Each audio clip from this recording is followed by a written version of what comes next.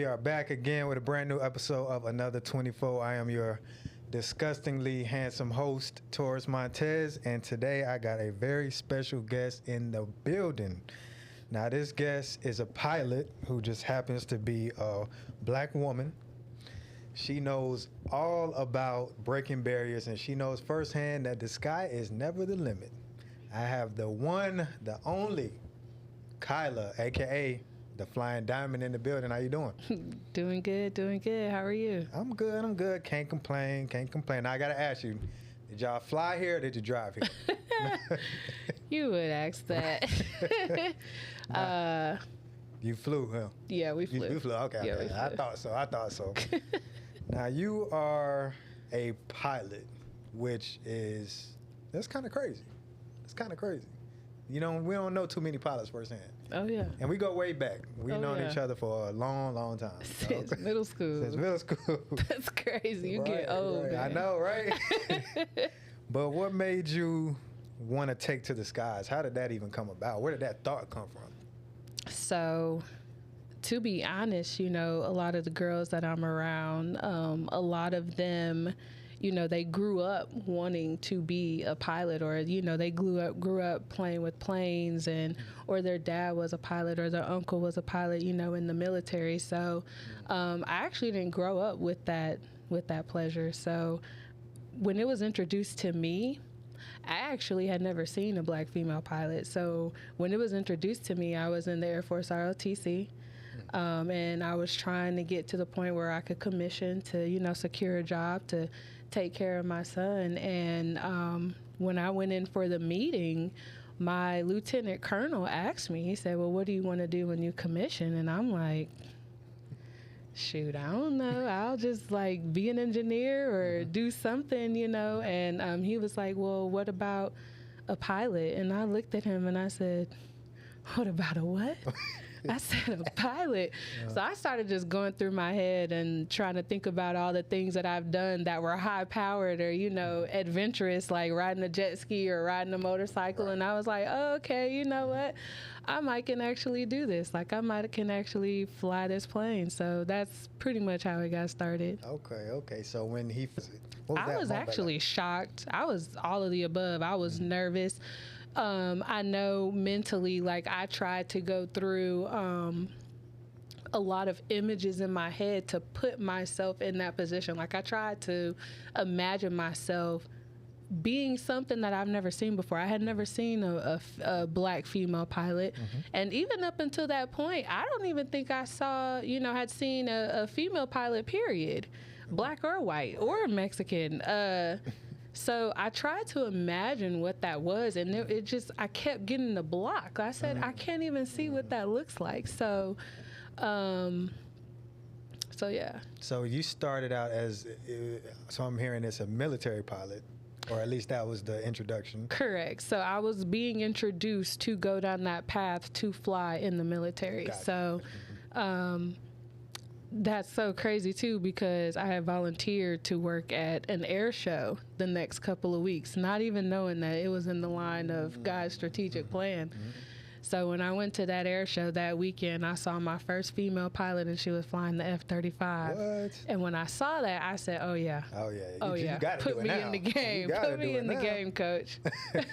So, okay. So are you still in the military, or are you out of the military now? So that was my turning point. I never commissioned. Oh. So I felt like it was a eat the fish, spit out the bone situation. Right, so I gained becoming a pilot because the Air Force did pay for my first $10,000 worth of training. Mm-hmm. But I think right after that is when God was like, you know what? Yeah. I want you to stay a civilian, but I want you to keep this. Right? Yes. Yeah, you got what you needed out of it. Yes, exactly. So speaking of that $10,000 training, which, woo, golly. What was that training like? I know it was a bunch of simulations, probably a lot of written tests, paper tests, math tests, and all of that. Can you go down, I guess, the gamut of what you had to go through to be certified and qualified as a pilot? Oh, absolutely. So there are so many ways to become a pilot, and it definitely depends on which avenue, you know, which is right for you, because you have the military route, then you have the civilian route. So, of course, I stayed the civilian route. So even with that, There's multiple different paths that you can take depending on what your end goal is. So if you're trying to get to the airlines, or if you're just trying to fly, private, or if you're trying to do aerobatics, like there's so many different paths that you can take. So the first step is you get your private pilot's license, and then after that you'll get your multi, or your instrument, or your commercial, and then you'll get your hours, which right now to get to the airlines, what's needed is 1,500 hours in order to get to the airlines. So there's a lot of studying. There's a lot of written tests, which each segment there is a required written test that you have to take. You have required hours that you have to complete, and complete check rides to demonstrate that pretty much what you're doing. So it's a lot of studying. You never stop studying, actually. Like I carry my book with me everywhere I go. Dedicated. Yeah. So yeah, it requires a lot of dedication and a lot of discipline. Got you. No, you're good. I just was literally telling him that on the way here. I was like, it's a conversation, so it can lead anywhere. Yeah, so because he was studying his answers, and I'm like, he may not even ask you some of those questions. Yes, some of them. How good, you guys? Okay, all right. Now, as a black woman in the aviation industry, I mean, like you said, you had never seen a black woman pilot, and you are at this point, you're studying to become one. You're getting your certifications. I'm sure that, well, I don't want to assume, but did you experience any type of resistance or rejection when going out for, I guess, positions as a pilot? Oh, absolutely. And still to this day I am. First off, being in aviation, it is a heavily male-dominated field, and predominantly white male-dominated. So the male that introduced it to me, he actually was a white man. Mm-hmm. And I experienced having an instructor who looked me in my face. I was in his car on the tarmac. We had just finished a lesson. And he looked at me and he said, you know what, because the color of your skin, you're just not smart enough and you're not going to make it. So he was like, you might as well just go ahead and give me my books back because you're not going to make it.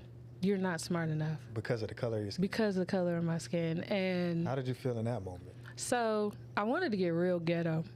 I wanted to act my color since he wanted to bring color in the game. I wanted to, I really wanted to tell him off, but I said, you know what? Let me be better than the stereotype. Let me be better than what is already put on us, in those type of situations. So I actually didn't know what to say. I just got quiet, and mind you, I'm in his car on the ramp going back to the FBO, and I just couldn't believe it. You look for those situations, being the only black in most of, the situations, you look for that. But then when it actually happened, I really couldn't believe it. I said, okay, because I had never prepared. I had never rehearsed. What do you say if somebody says this to you? So I didn't say anything until he got me to where I needed to get out the car. And I think I just snatched my books and I told him to watch me. Yeah, watch me. Now, isn't it crazy that we always have to be the ones to keep our composure? Oh, yeah. We always got to be the ones to watch what we say, and we got to try our hardest not to offend people. Oh, yeah. But people can say stuff like that to our face. Oh, yeah. But you did show him. You did show him. Man, I hope he watching, man. I hope so, too. I'm going to send this to him, man. You send me his email when we get off of this. So what was the hardest obstacle, you faced getting your wings? Was it a test that you just couldn't pass? Was it a simulation that was just getting on your nerves? Like, what was it? What was the hardest obstacle? There are so many. I'll be completely transparent. Climbing this mountain was not easy. I failed my first written test by 1 point. By 1 point. Don't you hate that? I studied for so much. But all in all, it wasn't that I wasn't capable. It was because I had too much on my plate. So learning how to just focus on one thing was something that through this journey, I had to master. Trying to be a single mom, trying to go, to college, trying to work multiple jobs to make sure that he, my son had a quality life. I had so much on my plate. So finding the time to just study just one thing was not easy at the beginning. So I had to learn that. I also had to learn consistency. I was a person that started and stopped, started and stopped, started and stopped. So I think learning consistency was something that really catered to this journey, becoming a pilot. And I couldn't go forward or progress to the next level until I learned those things. So yeah, consistency is a big one, and that comes with anything. I mean, if you're trying to, get your body right, you got to be consistent. You're trying to become a pilot, you got to be consistent. You're trying to be a successful podcaster, you got to be consistent. Trying to be an athlete, you got to be consistent. Yep. So that is just a through line that goes through anything you're trying to accomplish is just consistency. Agreed. Oh man. So what is like one of the lessons that you learned in the sky that has helped you in other parts of your life? That's a good question. Honestly, to just enjoy what's around you. I think we get so caught up sometimes in our everyday life where when I'm in the clouds and I just look out, like there's nothing there but beauty. Right. But beauty, and it forces me to admire that. I question how many people actually take the time, stop what they're doing, go outside and just look at the sky. Like, just look at a tree, like look at something that's beautiful. I definitely can say that that's something that I've learned, like while I'm in the plane. Right, yeah. It's like sometimes our lives, like you said, our lives would be so busy. You got a son, you got to work, you got to do this, do that. And it's like we don't even have time to sit and appreciate what God has blessed us with. Oh, yeah. And I think that for me, going through, man, like this year been crazy for me as far as like one of the hardest years on me personally, just wanting to break down and just quit everything. Like, man, I'm sorry. Oh, yeah. But just be like, forget all of this. You know what I'm saying? But just having little things to appreciate. Like you said, looking at a tree, looking at a blue sky, looking at a sunset. Like that just always brings me back, like, dang, I'm alive. You know what I'm saying? I get to sit here and witness this right now. Like, I'm grateful for just that. Yeah. And if the smaller things that you can find to be grateful for, the happier you are. That's what I noticed. And even like some of the things that I've learned to appreciate on the ground, it was something you just said. Oh Lord, don't do this. The sunset? No, it was prior to that. You had just said something and it made me think about what I was about to say. What, this being a hard year? Oh. Not quitting before your breakthrough. Yeah, that's something that I've learned on the ground. Not giving up. Like, because I've learned that right before I decided not to give up, that was the moment that I had my breakthrough. That was the moment that I progressed to the next level. Was when I pushed through the adversary or the pressing or those hard times. The moment I pushed through that, that's when I progressed to the next level. Right. Because I was already frustrated because I wasn't getting to the next level. Exactly. But when I pushed through it, I got to the next level. So not quitting prematurely was a major lesson that I've learned, but I learned that on the ground.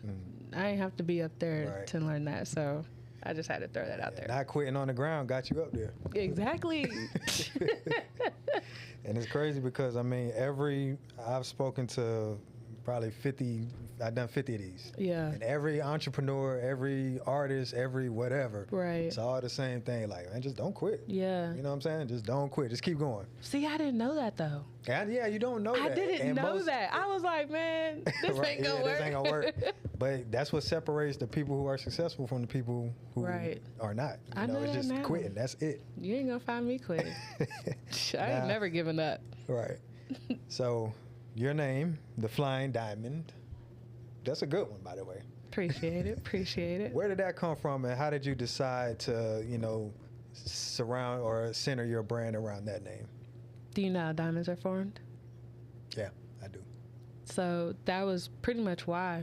The process that I went through personally, in order for a diamond to form, you're tucked away in the mantle for a very long time. And there was a time where I was to myself, nobody had my number.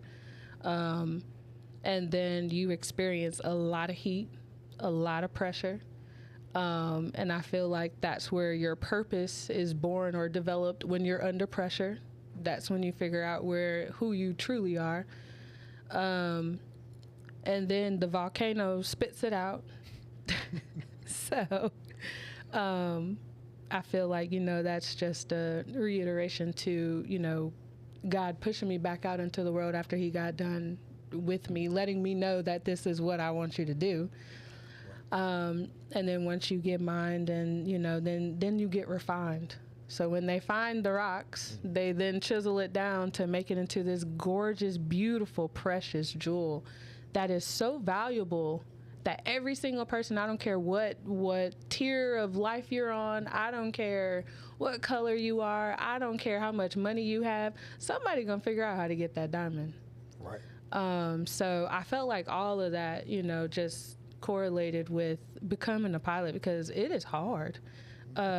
But once you have gone through the sacred place, or being kept behind closed doors, hence all the studying, and then once you chisel out all of the distractions and become more refined of the person that you're going to become a new person. You just are. There's too many processes that develop you as a person to become a pilot. Then I think that your true beauty will show after that. So Man, that's I said, yeah. That's good. That's good. Speaking of diamonds, man, can you stop waving your hand around? You're blinding me. Oh my God. That's my husband's fault. She got a big one on her finger. Husband, like, dang. man, my husband loves me, I guess. But how did you decide to make that a whole personality, a whole brand, a whole image, the Flying Diamond? Like, you could have just been a pilot. Yeah. And could have just flown flown however many flights every day, but you decided to make it into your brand and your personal brand. So how did that idea come about? With all the work that it requires, I ask myself that every day. I actually was asking myself that today, like, golly, what am I doing this for? And I think through that questionnaire of my, for my own self, I think that I learned that this is not just for me. I learned that what I'm going through, what I'm building, it's not for me. I think that other females go through so many things in life, and I think being able to find a purpose, whether that's becoming a pilot, whether that's, being the best hairdresser or cosmetologist or esthetician or whatever, I think that being able to understand that you are precious, you are valuable, and once you go through the process of backing up, keeping yourself to yourself, and taking that time to develop who you really are and go through the pressing, then your oil will come out. Like, once you are pressed, like, your oil will come out, and then you'll be able to show your value to the world. Right. After you've gone through that process. So where do you see it going from here, your brand? Like, you want to have T-shirts, you want to have pilot gear. I actually do have T-shirts. Why I didn't bring them, I do not know. Oh my gosh, man. I'm going to have to send you one now. Yeah, you got to send me one. So hats are definitely in production right now. So I have 2 style shirts. I have one that says Flying Diamond female pilot on it and has a rose, and then the tagline is a cut above the rest. Okay. So I know that anybody that wants to wear the brand, you know, they have to have confidence in themselves. Like, they have to believe that, like, not that you're better than anybody else, but it's like, don't settle for less and don't settle to be like everybody else. So be a cut above the rest. Don't act out if you don't have to act out. Don't respond how people want you to respond. Like, be a cut above the rest. So there's that. And then I have a Miss Diamond in the sky, Diamond in the cloud. So worked really hard to get all that trademark. So dang, and you did it legit. Oh yeah, and it's official. So yeah. I want to talk about something that's very, important. I think that, during this whole, woke era of, what we're going through in our country, the thing about visibility and the thing that I would say visibility and representation. Those are two important things, because a lot of times our images were not anywhere near where they needed to be. And, they've tried now to kind of make our images, more palatable to the world. Like, we're not just ghetto hood rapper. Right. We're seen in professional settings. Bill Cosby was a doctor on TV. But representation, especially in what you do, I think that's super important. How important is representation to you personally about what you do? So I'm a big, huge believer in what you see is what you'll be. So I feel like being able to expose kids, I think it starts at middle school age, being able to expose them to different industries of what they can strive to be. I think it's so great. I hear people say, yeah, I'm like, well, what is your daughter into, or what is your son into? And then, it's the typical, like, I want to be a doctor. Or there's so much more that you can be, but that's all they know. Right. That's all they know. So, like I said, like, until I saw a female, and she was a white female, but even still, just seeing a female pilot, because when you hear about a pilot, you think about a tall, skinny white man. That's just what you think about. But until you see that, dang, I can actually do that. Like, there's a door open for me. Exactly. It might be hard to get to. It might be hard to find, but there is a door somewhere that I can open and I can go through and become what I see. So I think, as myself and other organizations that I'm aware of and that I'm partnered with and support, I think as we continue to just do the work to creating these little speckles, then I think that it will eventually just be like a fire, like little bit, and then boom, next thing you know, like, we in there. Right. We in there. Yeah, So yeah, it's gonna be 100 more behind you. Oh yeah. I'm that's what I want. Right. That's one of my missions, is I really want to create, like, more jewels. There we go. I get that mentorship program popping. Oh yeah. Now, do you remember your first solo flight? Oh yeah. Where'd you go? Around the airport. Around the airport? Okay, that counts. Oh yeah, that it definitely counts. Right. I was in there by myself. What was that like? What was that feeling like? Oh my gosh, I was nervous. I was shaking. My hands were so sweaty. I had knots in my stomach. I actually remember lining up on the runway, and I questioned everything. I said, why did I want to do this? I said, I don't even want to be a pilot no more. I was like, I don't even want to do this. Because I was so scared. And you know what? It wasn't that I was scared of what I knew. I was scared of the unknown. I said, what if something happens and I don't know what to do? So how I overcame that was, I said, Kyla, I started speaking out loud, because all this was going on in my head. Like, none of this was out loud. Nothing was anything that I said or spoke on. But at that moment, I said, you know what? I started speaking to myself. I said, Kyla, do what you know to do. Do what you were trained to do. And then I just went ahead full power, and then I took off. I was like, all right. So I just started speaking what I knew to do. So. Yeah, I couldn't do it. I'm sorry. It was nerve-wracking. It was nerve-wracking. I'd be like, is that a bird? What is that? What is that? What's going on? But I got to ask a question. And you be honest with me, okay? Okay. When you go in a cockpit and you see all those little knobs, all those little buttons, those don't really do nothing, do they? They all do something for real? They all do something. For real, like, what are those little knobs doing? Like, everything. The switches, I see. What was that movie with Denzel, Flight?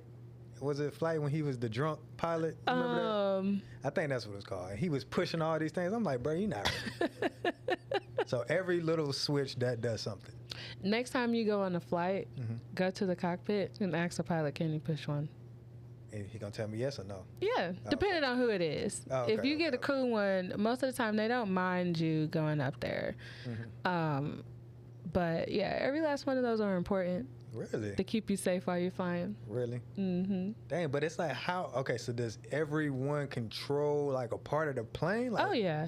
So each one, you have APU systems, you have bleeder systems, you have wing systems, you have system controls, you got screen systems. Oh, yeah. Okay. How was the simulations? Were those like real? Were they really almost like reality? Oh yeah, the simulation is vibrating and moving, and you can feel when you touch down. Really? Oh yeah. I always wanted to try one of those. Those look like it'd be fun. You should. Delta Flight Museum actually has a simulator that you can go sit in. Oh, okay. I don't think it's mobile. I can't remember if it's mobile or not, so don't quote me on that. But Delta Flight Museum for sure has a simulator that you can go sit in. You can try? Oh, yeah. Dang. How many hours did you spend in that thing? Oh, actually, I have a sim at home. Oh, you do? That I practice on, too. It's not mobile. It's definitely nowhere near the one that's at the Flight Museum. But it gets me, to be able to chair fly and just go through the motions of whatever I need to do for a maneuver or whatever. Dang, yeah, that looks like a video game. Oh yeah, it looks like a lot of fun. It does actually. Now, one thing that always kind of confused me is the autopilot. Is it true that like most of the time, like if I fly from here to, let's say LA or something, most of the time it's on autopilot, right? Yeah. Right. So the pilot up there probably sleep.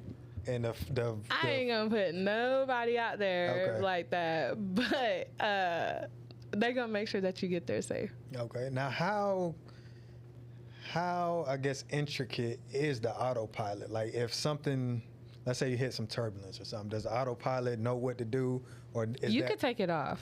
You can take it off. You can take autopilot off, so you control that. And different aircraft had different procedures, so. You can take it off. Okay. All right. Now, this is going to be a controversial question, but I'm going to go ahead and ask. Okay. Charlie Kirk, who just recently was murdered on live TV, which was very sad. Rest in peace to him. But he had a clip where he said, you know where I'm going with this. If I see a black pilot, I'm going to assume that they're unqualified and they are a DEI hire.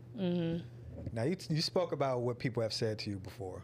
When you hear stuff like that, what do you think of? How do you feel about that? Am I allowed to say pissed off on here? Say whatever you want, Okay. So when I first heard that clip, just that clip alone, without totally being involved in Charlie Kirk's life and all his endeavors, when I first saw that particular clip, it kind of just went into the rest of how I felt we were already being viewed. I felt that people thought that about when they saw me anyway. Like, oh, how did she get here? Or, oh, who paid for her way to get here? Like, I've always felt that, when I walk into rooms that I'm the only one, whether it's the only black or just the only female. I feel like all the eyes are being cut at me, like, what are you doing here? And that's actually something that I am progressively working through. I was just talking to my husband today about, like, just praying through that, like, walking through these doors, knowing that I'm supposed to be there and walking through that door as such, and knowing that the seat that's at that table already had my name on it and nobody else can take it away. And it doesn't have nobody else's name on it. Like, that's my name, and that's where I'm supposed to sit. So when he said that, walking into that mentality of what I just stated is kind of where I'm trying to be. But when I first heard that, it pissed me off. I ain't gonna lie. Yeah. Because I feel like that's how everybody already views us. And not even just being a pilot, any reputable, high-class job, a lawyer or, a surgeon. I think people views, I think people question like, oh, well, how did you get that? Right, exactly. Who did you know who gave you, like, They think you're a DEI hire for real. Like, exactly. You didn't earn it. Exactly. Like, you didn't go through the same exact training program as everybody else. Like, bruh, I studied the same book you studied. I worked hard just like you worked hard. Right. And the scary part is, like you say, he represents a lot of people. Oh, yeah. So that a lot of people think like that. Yeah. And it's just sad at this day and age, 2025, that we still got to deal with that. I know. I think that is sad. I think that we still have a lot of work to do. Yeah. I did have a chance to talk with the VP of a very well-known airline. And we talked for about 2 hours, and I told him, I don't care what you have to do today. I need you to make time on your calendar for me. And he looked at me and said, okay. So he told his assistant to put me on his calendar and block off that time. And we talked for 2 hours. And I found myself with tears in my eyes at some point because I asked him, I said, you guys put these pamphlets out and you make it seem like you're diverse. And I'm coming to these pilot meetings that are being held every Wednesday of every week of the month. And I'm looking at 250 pilots that are graduating from y'all's program, and I can literally count on one hand how many look like me. Wow. But y'all want to talk about being diverse, and you're not. So I think that we, even me and everybody else around me, like, we have to do better with just including everyone. So even as I'm building my brand, I will be completely transparent and honest. When I say diverse, that's exactly what I mean. I don't want to see a room full of white girls. I don't want to see a room full of black girls. When I say diverse, I mean diverse. I mean everybody gets an opportunity. Now, I'm going to ride for mine. Right. I'm going to ride for mine. Yeah, full disclosure. I'm going to ride for mine, and I'm going to make sure that they have an opportunity because it's harder, and it's less likely for them to have that opportunity to sit at the table with everybody. I'm definitely going to make sure of that. But I think that we have to do better of truly being inclusive. Yeah. And including everybody. Yeah, for sure. Everybody. For sure. Now, having a conversation with the VP of an airline like that, that's scary. That took some heart. I was tired. I was tired. What was it that you were experiencing that made you feel like that? Going to chief pilot meetings with white males coming and just staring me down the whole time as if I'm not supposed to be there. Or I feel like crying for the minority portion of being a woman. I think I'm going to give that up because at this point, like, aviation is just male dominated. It's just male dominated. But being a double minority, black and female, I am always the only one. Always the only one. And we got to change that.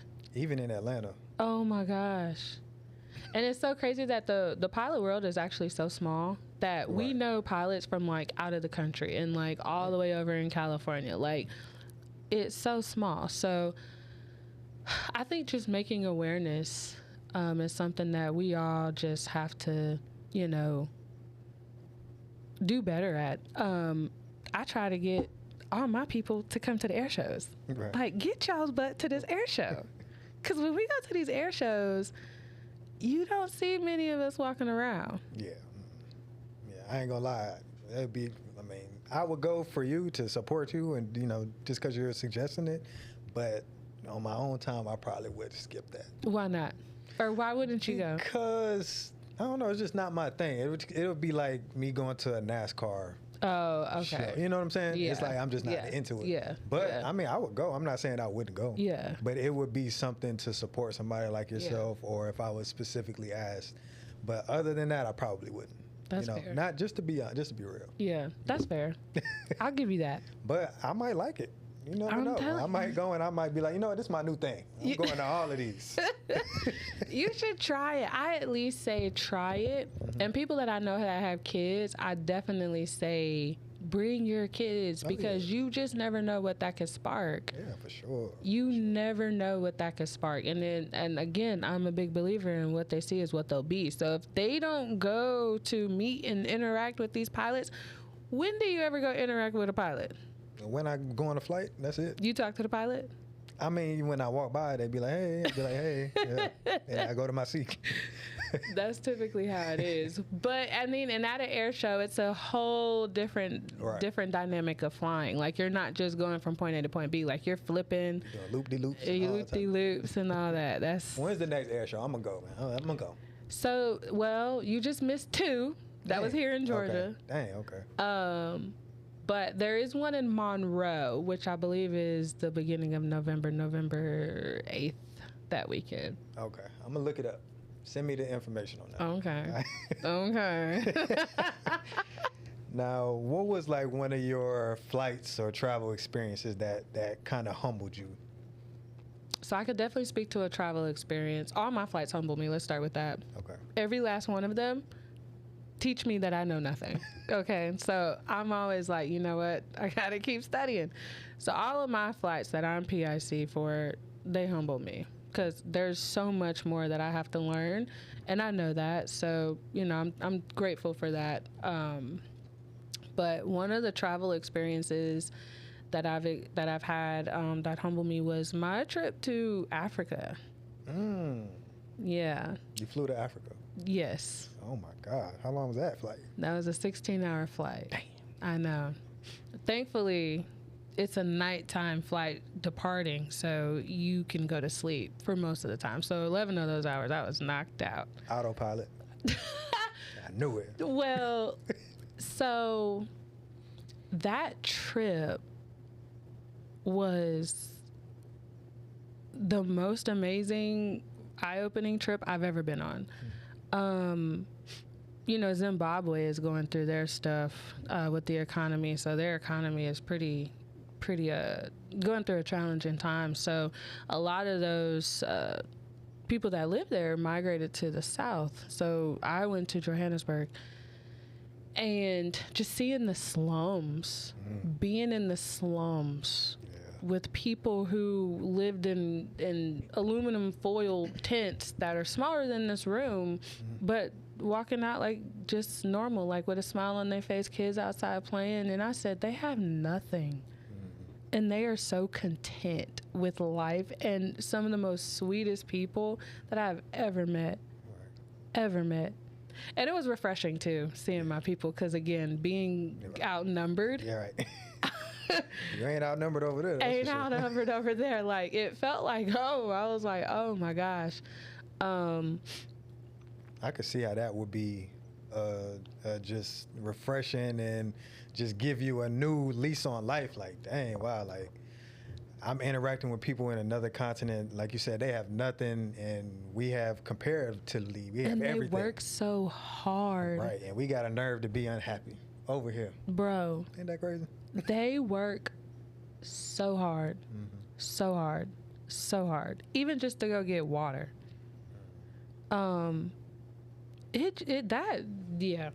That had me coming back to America. Like, I'm not doing enough. I gotta do this. I gotta do that. I gotta work on this. I gotta work on that. Like, I was like, oh my gosh, they work hard and they have nothing, but they work to get to where they need to be. Because then I look at, okay, I'm over here, but then I see the Africans that have come over to the United States and are thriving. Yeah, exactly.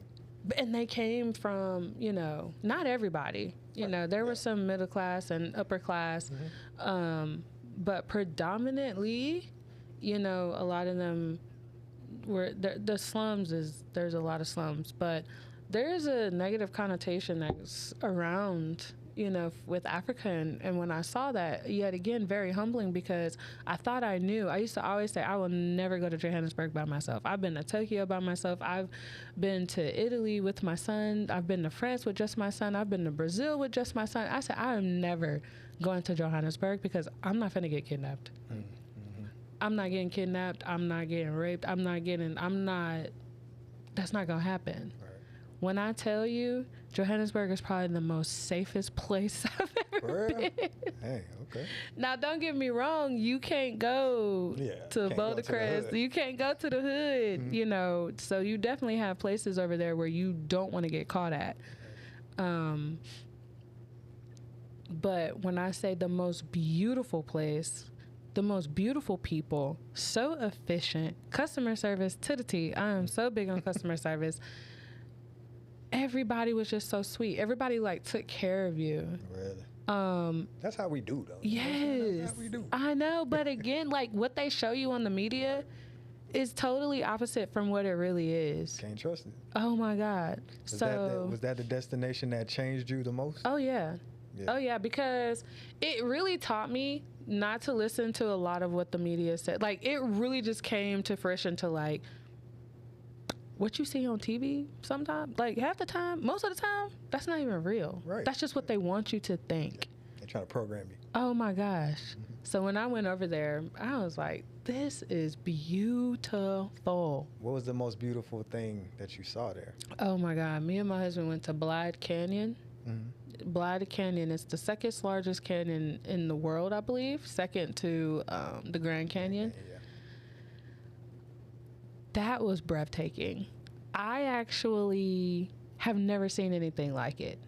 And I've seen a lot of things. I cried when I saw the Eiffel Tower. I cried when I went to Tokyo.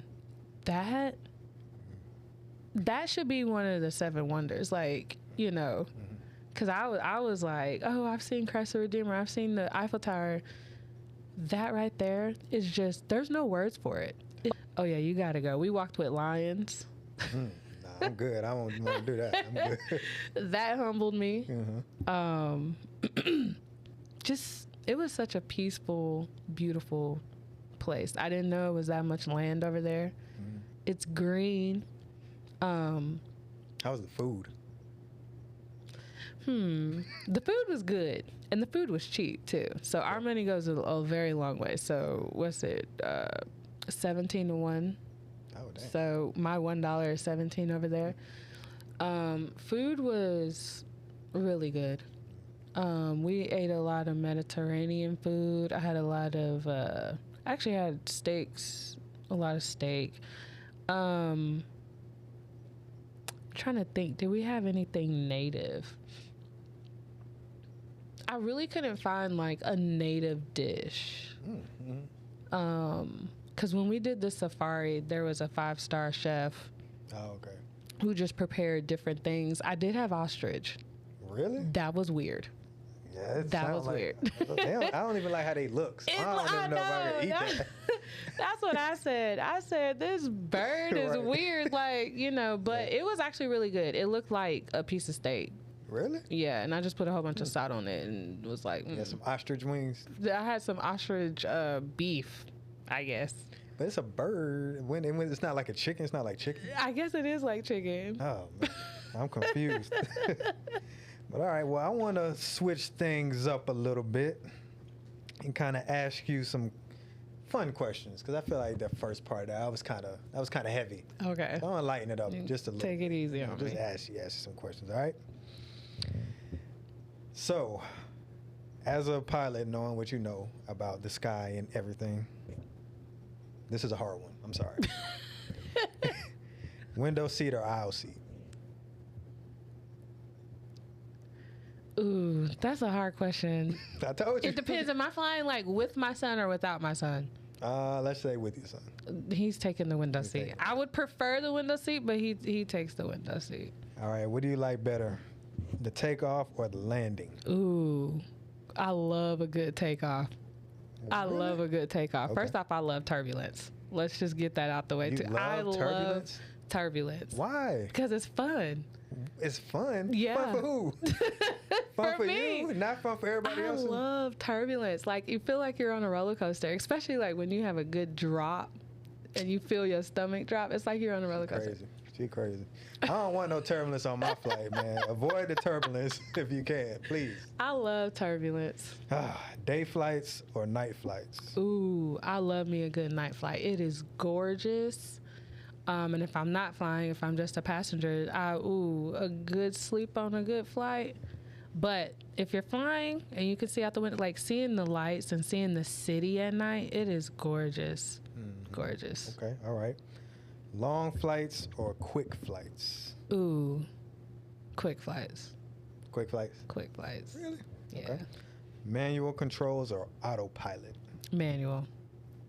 Really? Yeah. Man, you a gangster. You a gangster. All right, co-pilot you trust or flying solo? Probably, that's like a rock and a hard place. Because I could do both.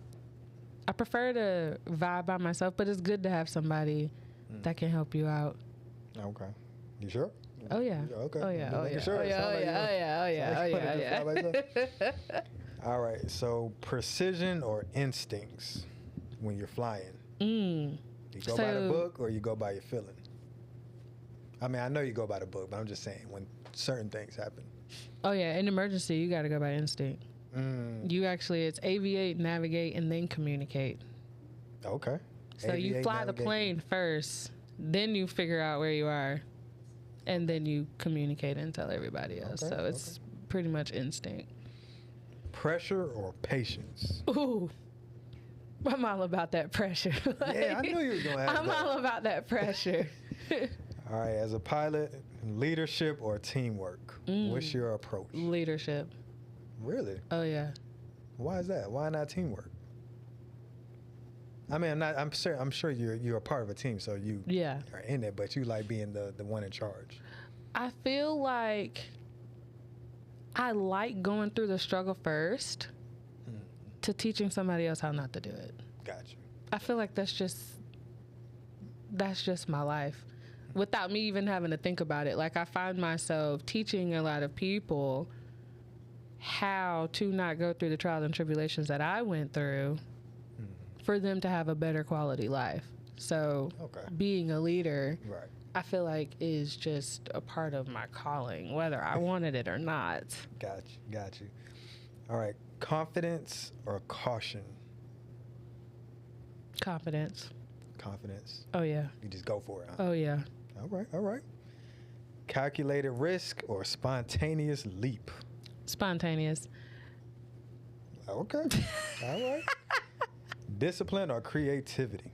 Discipline. All right, so, I bet I already know what you're going to say. Passenger or pilot? Pilot. Okay, of course. The destination or the journey? Ooh. In life and in the skies? Oh, man. The journey is what prepares you for the destination. Okay. So both? Both. All right. Sky's the limit or no limit? Ain't no limit. Ain't no limit. All right, and which one scares you more, mechanical failure or human error? Oh, mechanical failure. Have you experienced that? Yes, I've had 2 emergency approaches that we had to make. Engine started to sputter on me. Yeah, engine cut out first time. What was that like? Scary. I bet. That's nerve-wracking, actually. But again, you just result back, and the reason I put pressure was because I do better under pressure. So in those moments, I just revert back to what I know. Right. So you just go through the process of what you're trained. That's how, I don't know, all these crashes that are being displayed, I'm like, you didn't do your emergency checklist? Like, there is a checklist to flying the plane, you know, if anything is to go wrong. So I think that in those moments, like, people just fold under pressure. You can't fold. You can't panic. That is the last thing to do if something goes wrong. Right. Oh, yeah. You cannot panic. Yeah, when you panic, bad stuff starts. Oh, my God. Yeah, I could imagine there's a bunch of fail safes, there's a bunch of backup systems and stuff that happens with planes that kind of make it almost hard for something to happen, right? There's been a few crashes that I've seen on the news, and the plane has a parachute. Pull the parachute. Pull the parachute. That's why it's there. There are some planes that have parachutes. Like the whole plane has a parachute. The whole plane has a parachute. So if any emergency happens, you just pull the pin and pull the parachute. They even go to the extreme of while you're becoming a pilot, you can train your spouse, your girlfriend, boyfriend, whatever, to safety training is what they call it. And they can land the plane. They will teach your spouse or whoever to just land the plane if you kick the bucket or whatever happens to you while you're flying. Like, you can go land the plane. What? There's so many fail safes. Like, there's so many avenues where you can still keep yourself safe. So, like I said, parachute is one big thing in the Cirrus. Pull it. Pull that mug. Like, pull it. And people don't pull it. They say flying is safer than driving. I would agree to some extent. I've had some idiots doing some crazy stuff in front of me. But again, I feel like that just comes with a lack of studying or just a lack of their knowledge. Just like you have crazy people on the road, you got people that do stupid stuff in the air. But I would say it probably is a little bit safer. It's less congested than the road, sure. But less forgiving if you make a mistake. True. So if you make one catastrophic mistake, that may be the end. Right. Yeah, I mean, I did hear something. I forgot who it was that said it, but they're like, why is it seatbelts on the plane? Because if the plane go down, the seatbelt ain't going to really do nothing. So if you have turbulence. If you have turbulence. Or if you pull enough G's. Well, actually, no, not even if you pull in G's, but turbulence is probably the most. Yeah. Because you can come out your seat. Yeah, you can bounce. Oh, yeah. So those seatbelts definitely come in handy. Okay. All right. TSA line or lost luggage? Which one is worse? Ooh. They both heck. They both suck, man. They both suck. I ain't gonna lie. I know when I've had a lost luggage, it wasn't a line. My husband lost his bag when we were flying one time, and we just went up to a counter. Mm-hmm. Yeah. And they're just like, my luggage lost, find it. Yeah, pretty much. There wasn't no line. Now, the stress from that probably will overstep or outdo the TSA. Because, like, bruh, that's my stuff. Yeah, true. Like, how am I going to take a shower, brush my teeth? That's why I carry on my stuff. I know that's right. All right, which one's worse, the middle seat or a crying baby behind you? Oh, my gosh. They are both agonizing. Yeah, the middle seat sucks. The middle seat does suck, especially, I ain't going to go there. But I will say probably the crying baby. Yeah. Because even if you're sitting in a seat next to someone, that could be a good conversation. I've had plenty of great conversations sitting next to people. That's a good point. But that baby... You got to bring your noise canceling headphones. Oh, my gosh. All right. Which one is better, the free upgrade or the extra leg room on the plane? Give me the upgrade. Get the upgrade. Okay. Give me the upgrade, because if I can slide in a Delta One, nice, oh yeah. All right, first class meal or pilot snacks?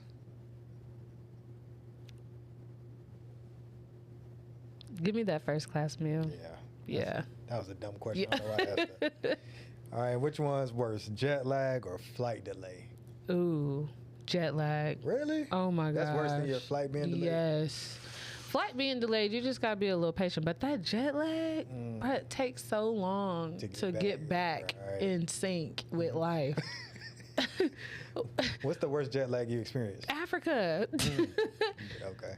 It took me, I think I was waking everybody up in my house at 3 o'clock in the morning for a month after that. I think everybody, I was like, everybody get up. It's 3:30, get up. Get up. Because Africa, I think, is 6 hours ahead, 9 hours ahead. So I was like on Africa time. And yeah, I was making everybody get up at 3 o'clock in the morning. I'm talking about full blown, full active, like whole day started at 3 o'clock in the morning. And you was going to sleep at like what, 5 o'clock, 6 o'clock? Yeah. I'd be so mad at you. I know. Everybody was. Now this show is called Another 24. All right? And the reason is because that's the biggest blessing that you can get. You know, everybody on earth can relate to that one point. You get another day to fix your mistakes, another day to chase your dreams, another day to right your wrongs, another day to appreciate what God has created. So I want you to look in that camera, and to any young black female who may be watching what you're doing and sees you and like, you know what? I think I might want to be a pilot. Just because I see the Flying Diamond Kyla doing it. What are some words of encouragement that you would tell her to keep her going through her next 24? I got a lot to say on that one.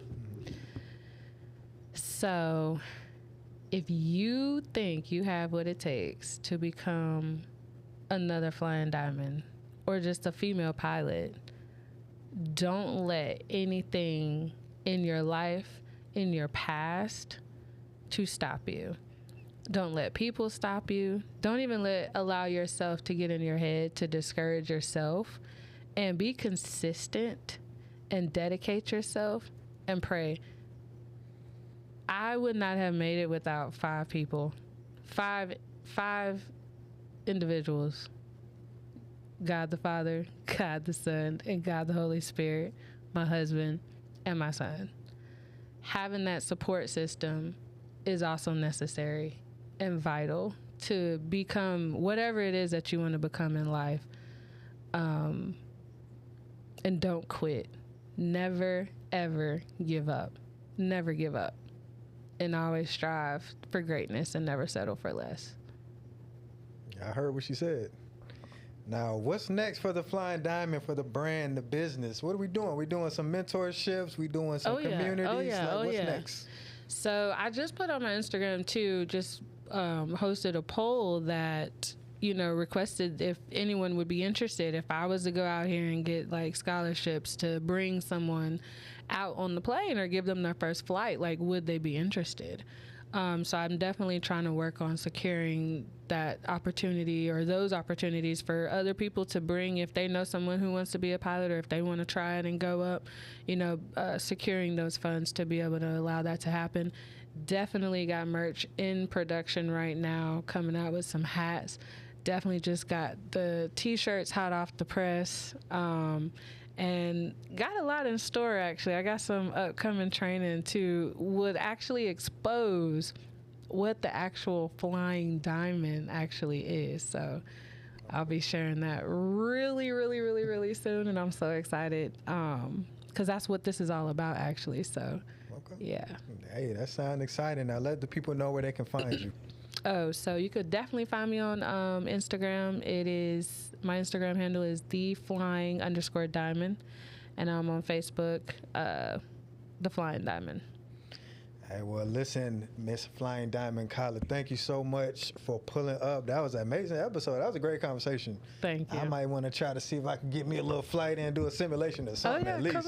Come on. Yeah, so anytime, you got something coming out, you got something, you're doing that you want to let the people know, feel free to show up. Feel free to pull up to the show. We are, we don't bite over here. We're a good community, and, we just love to support the people, support the entrepreneurs, support the people that are going against the grain and doing stuff like you're doing. So appreciate it. Anytime you want to pull up, thank you so much. Absolutely. All right, and that is a wrap. Whew.